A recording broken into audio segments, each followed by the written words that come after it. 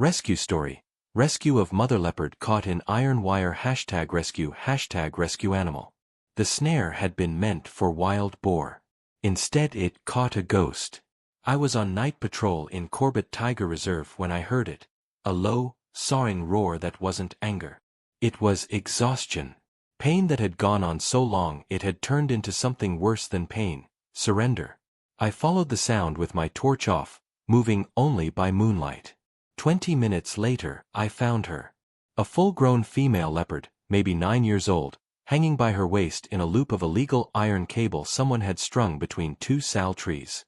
The wire had cut so deep I could see white bone shining through the torn muscle. Every time she tried to pull free, the noose tightened. She had stopped thrashing hours ago. Now she just hung there, head down, sides heaving, blood-flecked foam. Two tiny cubs, barely 6 weeks old, sat beneath her in the leaves, mewling in thin, desperate voices. They kept trying to nurse, bumping their heads against her dangling hind legs that no longer reached the ground. Every time they touched her she flinched and let out a sound I hope I never hear again. I've been a forest guard for 12 years. I've darted tigers, tranquilized elephants, pulled porcupine quills out of dogs. I have never felt as useless as I did in that moment. She saw me and lifted her head. The eyes weren't wild anymore. They were just tired. Like she'd already said goodbye to the cubs and was waiting for me to finish the job. I radioed the vet team, but they were 3 hours away on washed-out roads. Monsoon had turned everything to soup. I had one tranquilizer dart, a pair of bolt cutters, and a death wish. I approached slow, speaking the nonsense I always use on injured cats, soft Hindi, low voice, no sudden moves. She tracked me the whole way, lips wrinkled off fangs that were still plenty sharp enough to open my throat. 10 feet away the smell hit me, blood, infection, terror sweat. The cubs scattered into the brush but kept crying from the darkness. I could dart her, but if the dose was even slightly off she could lunge before it took effect and kill me, or worse, drop hard and hang herself. If I cut the wire first she could still kill me in gratitude. I chose the wire. I laid the dart gun down in plain sight, stupid maybe, but I wanted her to see I wasn't aiming at her. Then I took the bolt cutters and moved in. She let me get within arm's reach.